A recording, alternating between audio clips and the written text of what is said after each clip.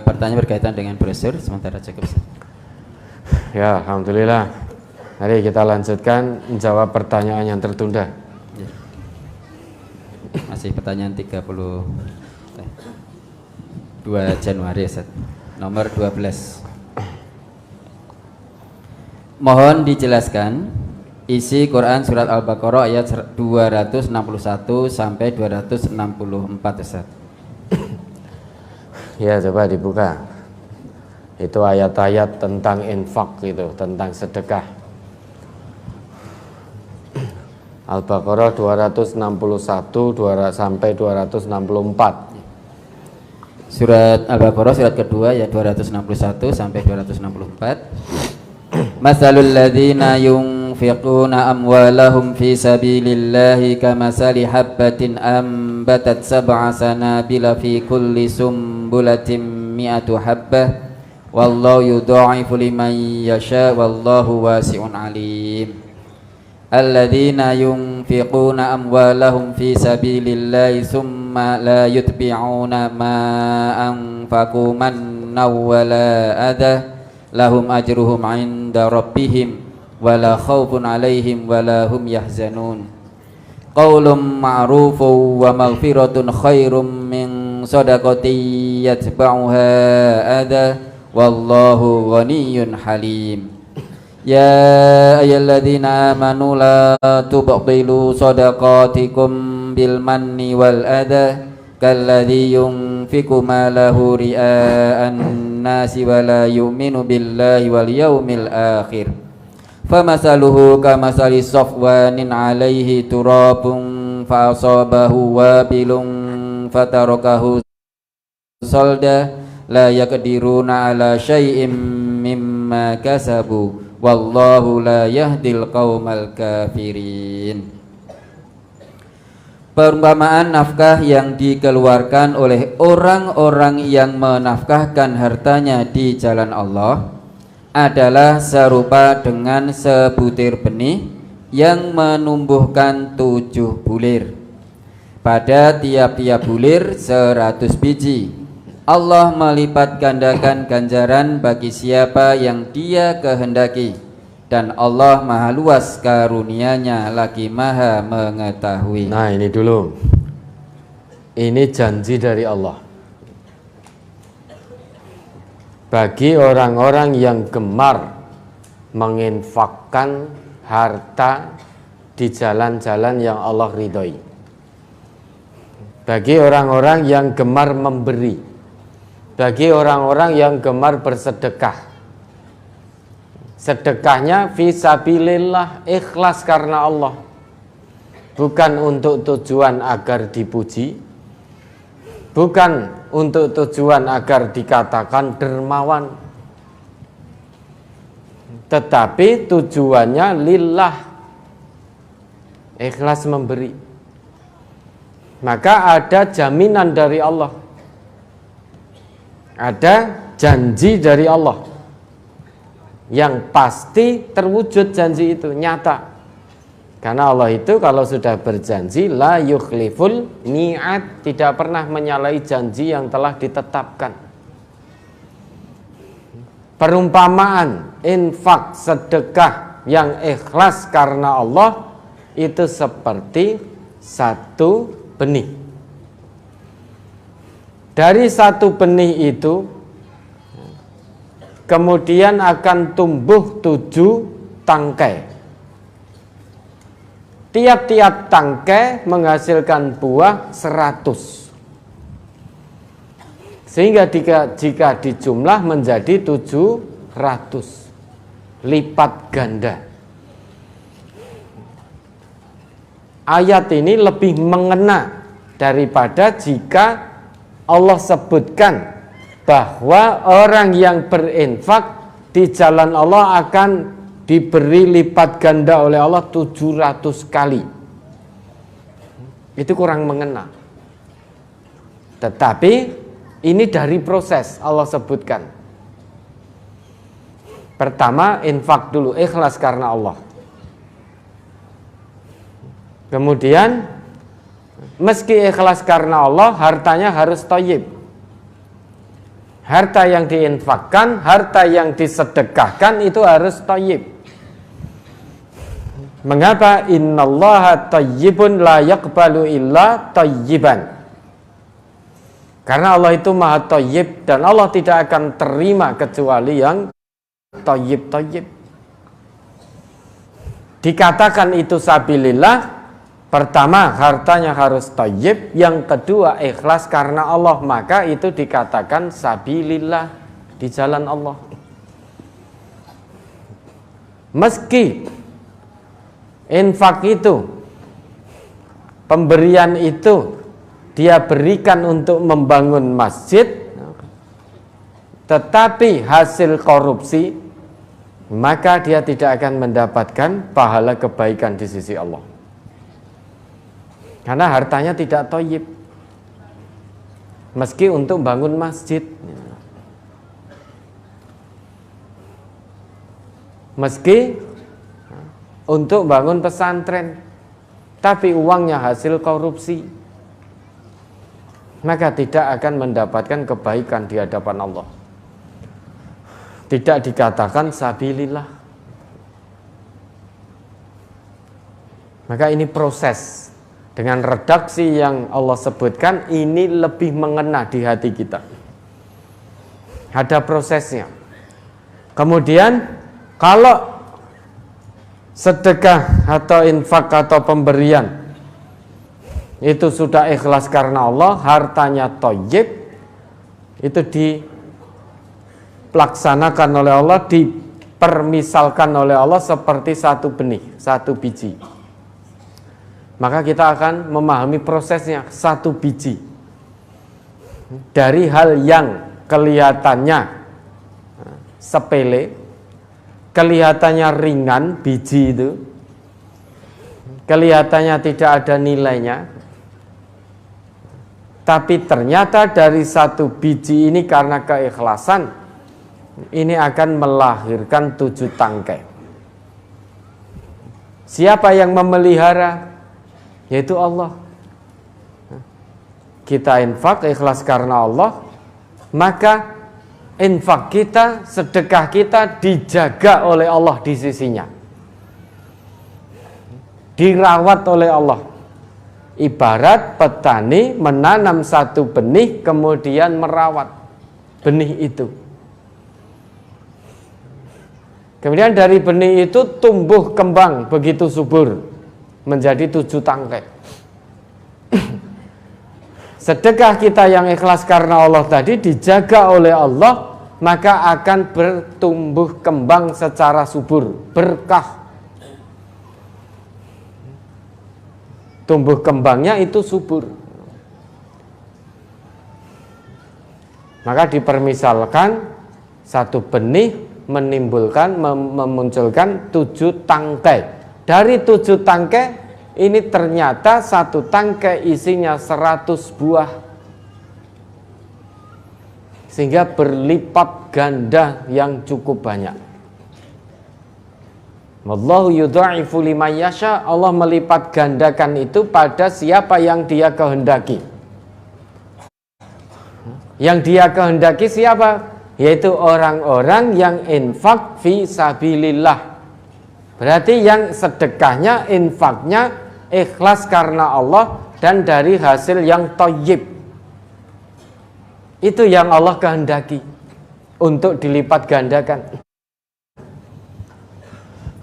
Jadi sebetulnya syaratnya sudah ada di sini. Masalul ladzina yunfiquna fi sabilillah. Al-infaq fi sabilillah, ini syarat untuk mendapatkan pelipat gandaan dari Allah. Jadi siapapun selama dia beriman kepada Allah, kalau dia infak, sedekah, memberi, dan pemberiannya baik, maka itu termasuk telah memenuhi syarat untuk mendapatkan pelipat gandaan dari Allah. Wallahu yudha'ifu liman yasha wallahu wasi'un alim. Karena Allah maha luas karunia-Nya. Sehingga kita tidak bisa berpikir, Bapak Ibu, tidak dibenarkan kita kemudian berpikir, wah saya nanti infak tiba-tiba tidak yang dikehendaki Allah untuk mendapat lipat ganda. Kalau ada pemikiran seperti itu, ya potensi tidak akan dapat lipat ganda karena tidak ikhlas.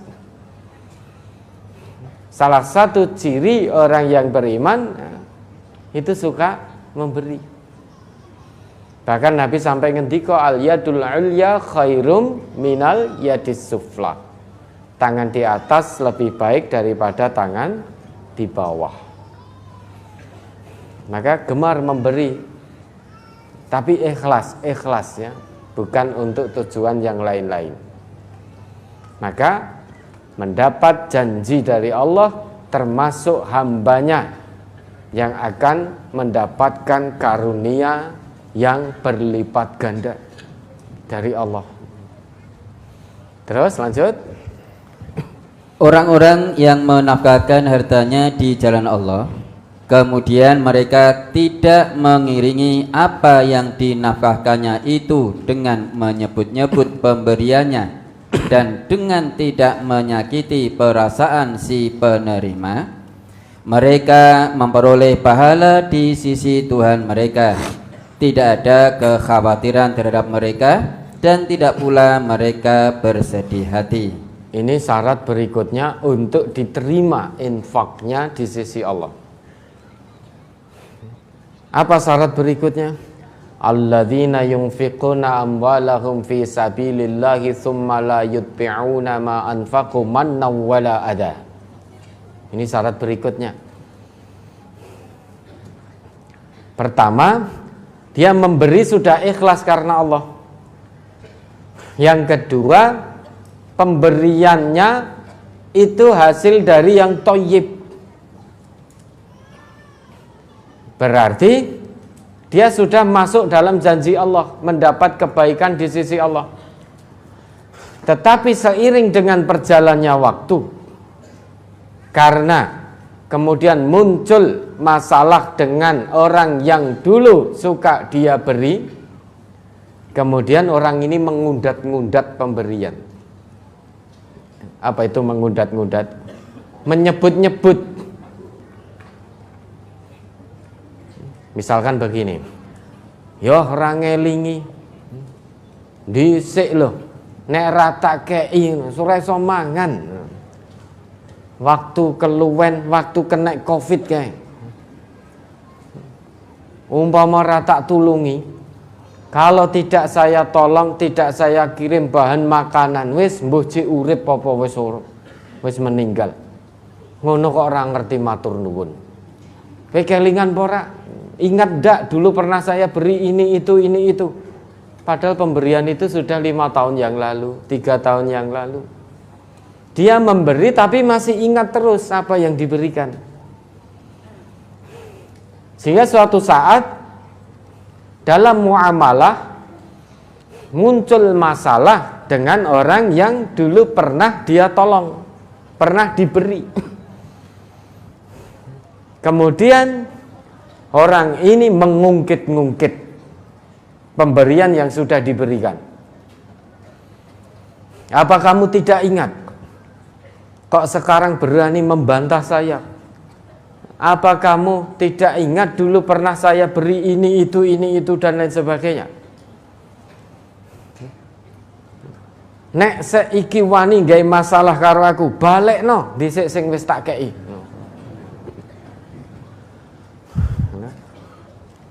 Kalau itu kita lakukan, pahala kebaikan yang awalnya ikhlas tadi hapus semuanya sudah. Saat kita mengungkit pemberian. Orang Islam yang ikhlas itu tangan kanan memberi seolah-olah tangan kiri tidak mengetahui. Ini mengandung pelajaran ibrah. Kalau sudah memberi sudah. Misalkan ini ya, yang ada dalam tangan saya ini, saya berikan jenengan terima apa yang sudah lepas dari tangan saya, saya berikan ikhlas karena Allah pada seseorang, saya sudah lupa. Karena sudah lepas dari tangan saya. Milkiyahnya sudah berpindah. Kepemilikannya sudah berpindah. Yang awalnya milik saya menjadi milik saudara saya.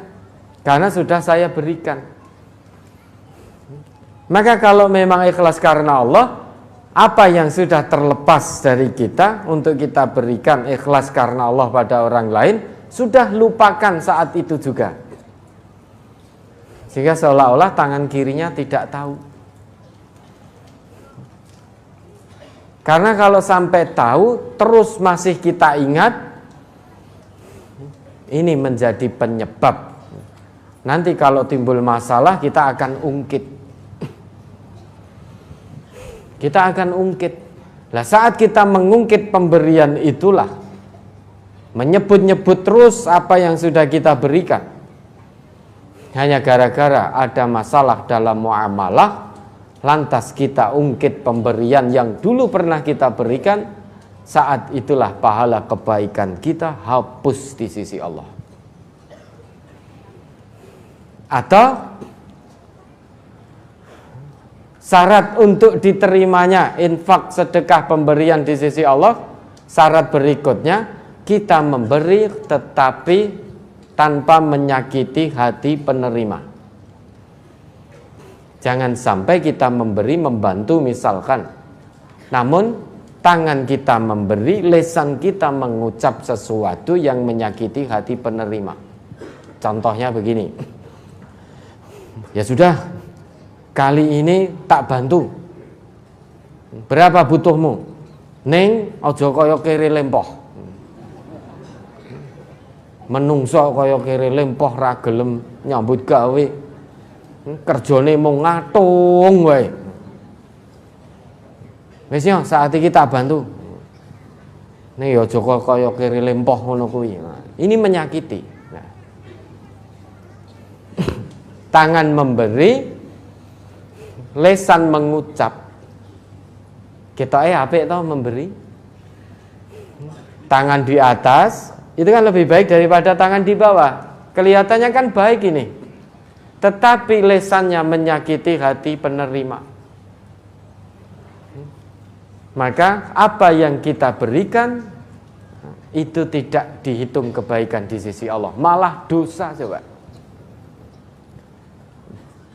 pemberiannya tidak diterima oleh Allah karena menyakiti, malah dapat dosa dari lesan yang mengucap kata-kata menyakitkan tadi. Apa begitu terus lantas wis nek ngono aku rasa ngekei? Pola pikir kita yang dirubah, bukan begitu pola pikir kita. Kalau selama ini kita memberi masih suka mengungkit, kita memberi masih suka mengucapkan kata yang menyakiti, bukan infak, sedekah, pemberian yang dihentikan, namun mengungkit-ngungkitnya yang dihentikan. Menyakiti secara lesannya yang dihentikan. Infaknya terus jalankan, sedekahnya terus, pemberiannya terus. Itu pola pikir yang benar. Ini syarat-syarat untuk diterima sedekah, infak di sisi Allah. Kalau sampai apa yang sudah kita berikan awalnya ikhlas, kemudian kita mengungkit-ngungkit, kemudian tambah menyakiti lagi, sudah hapus semua pahala kebaikan dari infak, pahala kebaikan dari sedekah.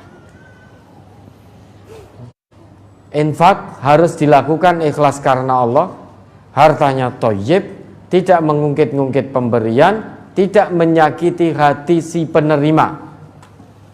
Kalau itu dilakukan, maka janji dari Allah, lahum ajruhum inda rabbihim wala khaufun alaihim wala hum yahzanun.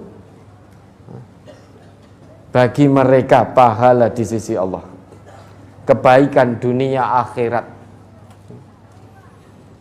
kebaikan dunia akhirat. Di dunianya dia tidak khawatir miskin, tidak khawatir melarat, tidak khawatir bangkrut, tidak khawatir di PHK, karena infak, sedekah, memberi yang sabilillah. Sehingga dia memberi sudah lupa saat itu juga. Hatinya penuh dengan ketenangan. Tidak ada was-was. Kingko aku ngekei, engko sesuk reso mangan. Nah, berarti belum ikhlas itu. Banyak bapak dan ibu ya, banyak saudara-saudara kita. Dalam setiap harinya Allah takdirkan, Allah hanya titipkan misalkan hanya 100.000. Namun banyak di antara saudara-saudara kita yang 50.000-nya disedekahkan. Karena dia merasa cukup, qanaah untuk kebutuhan diri dan keluarganya hanya 50.000 itu setiap hari. Dia merasa cukup. 50.000-nya dia merasa ini sisa. Karena ini sisa, kebutuhan saya dan keluarga hanya 50.000, yang 50.000 sisa, maka dia masukkan ke kotak infak. Mungkin di masjid, mungkin pondok pesantren, mungkin untuk membantu orang lain. Tapi ada pula orang yang Allah titipkan setiap hari penghasilan mungkin 10 juta karena berbisnis. Mungkin dia Allah titipkan uang 100 juta. Namun ketika sedekah infak ya mung 50.000, padha karo sing 100.000 tadi. Bagi yang 100.000 tadi, untuk sedekah 50.000, 50%-nya itu sesuatu sekali. 50% dari hartanya. Bagi yang punya 100 juta, infak sedekahnya hanya 50.000, 100.000, itu tidak ngefek terhadap 100 jutanya.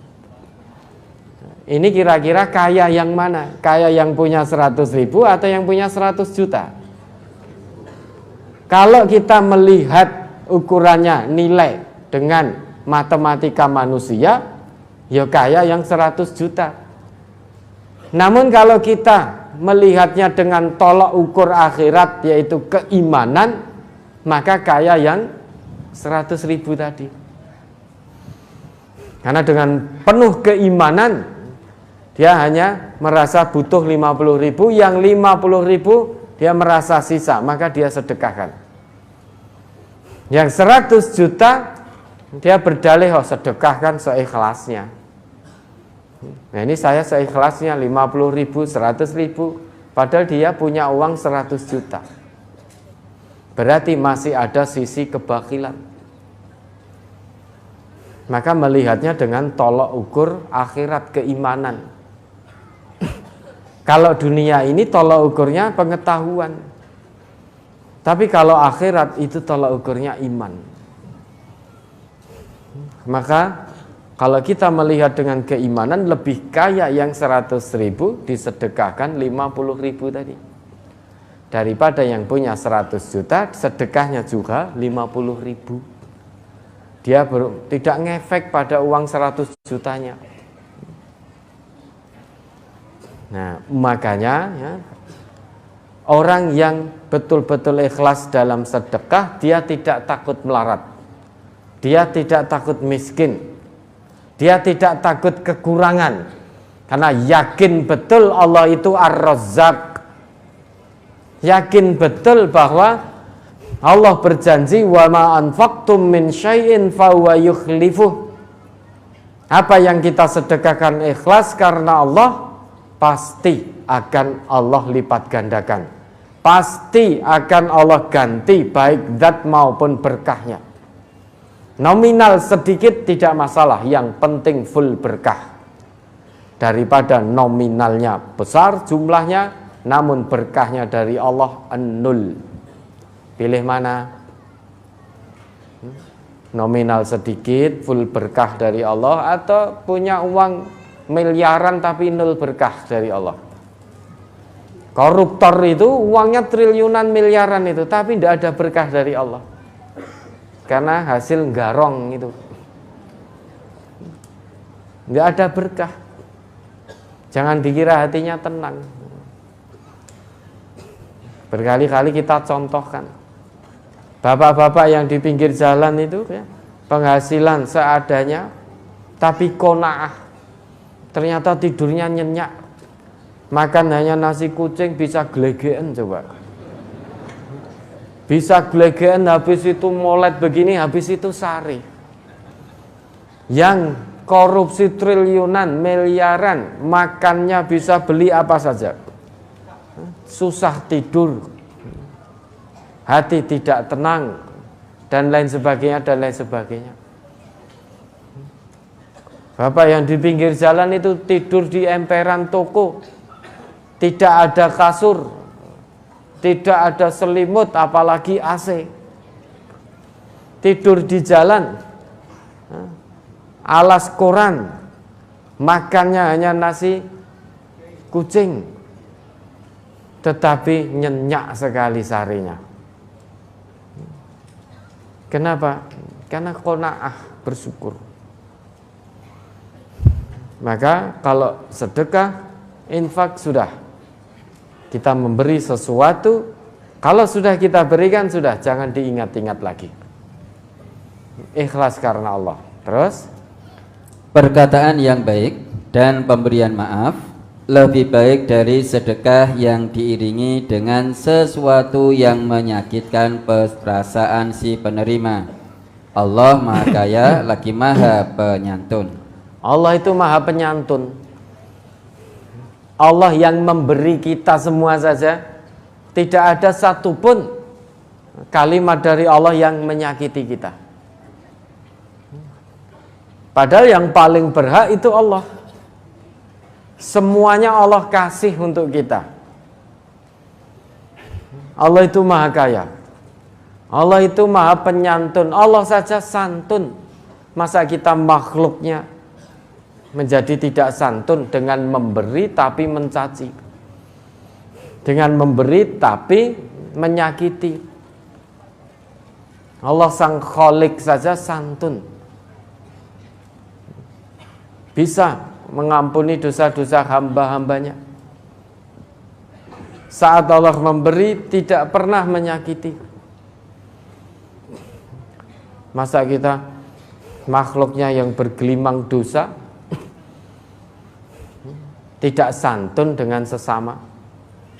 Ketidaksantunannya ditunjukkan saat memberi menyakiti.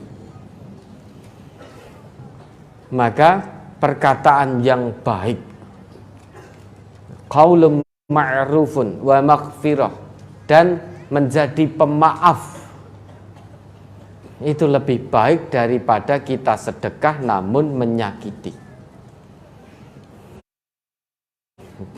Jangan pernah lantas berpikir bahwa aku rungi soh nek ngekei ora tanpa muni nglarani kok. Mudah kalau begitu saya tidak memberi dulu sampai saya ikhlas. Kalau itu pola pikir kita, selamanya gak akan bisa ikhlas. Bukan memberinya, sedekah infaknya yang dihentikan, tapi lesannya ditutup. Susah sepiro toh? Hanya untuk menutup lesan saja. Menutup mulut itu susahnya seberapa? Sudah ditutup, ketika memberi tutup. Itu bedanya Allah dengan makhluknya yang sangat hina ini. Maka hentikan pemberian yang menyakiti. Bukan pemberiannya yang dihentikan, tapi lesannya dirubah. Saat memberi berkata dengan yang baik, jangan menyakiti. Terus, hai orang-orang beriman, janganlah kamu menghilangkan pahala sedekahmu dengan menyebut-nyebutnya dan menyakiti perasaan si penerima, seperti orang yang menafkahkan hartanya karena riya kepada manusia, dan dia tidak beriman kepada Allah dan hari kemudian. Maka perumpamaan orang itu seperti batu licin yang di atasnya ada tanah. Kemudian batu itu ditimpa hujan lebat, lalu menjadilah dia bersih, tidak bertanah. Mereka tidak menguasai sesuatu pun dari apa yang mereka usahakan, dan Allah tidak memberi petunjuk kepada orang-orang yang kafir. Ini saking sayangnya Allah pada hamba-hambanya yang beriman, maka betul-betul diwanti-wanti oleh Allah. Jangan sampai menjadi hamba yang merugi. Pahala sedekahnya menjadi hilang. Pahala sedekahnya menjadi tidak diterima oleh Allah. Maka di ayat 264 Allah sapa hambanya yang beriman.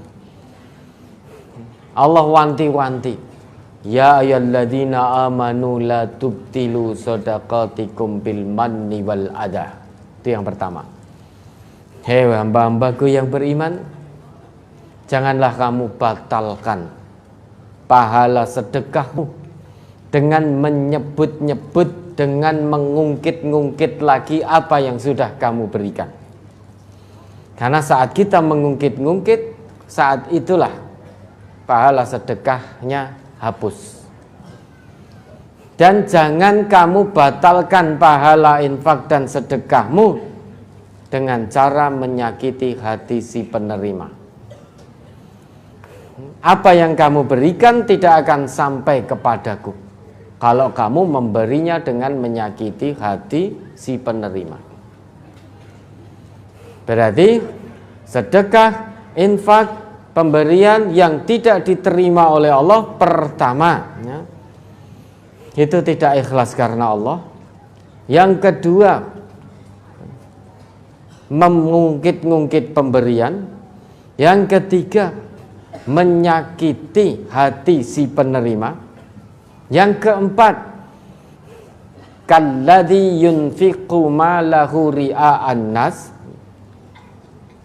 Sedekah, infak, zakat, pemberian yang dilakukan tujuannya untuk riya, untuk pamer, bukan untuk Allah, tapi untuk dipuji, maka ini tidak sampai pada Allah.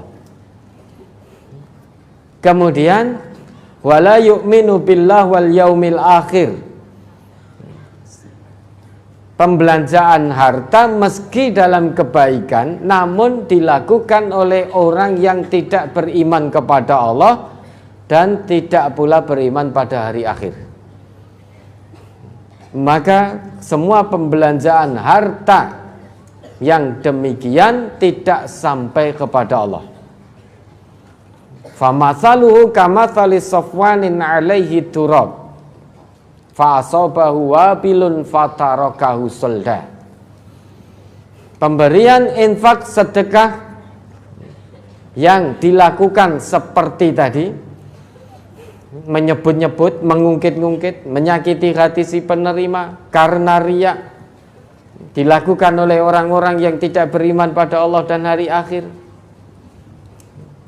Itu perumpamaannya seperti batu licin yang di atasnya ada debu di atas batu itu.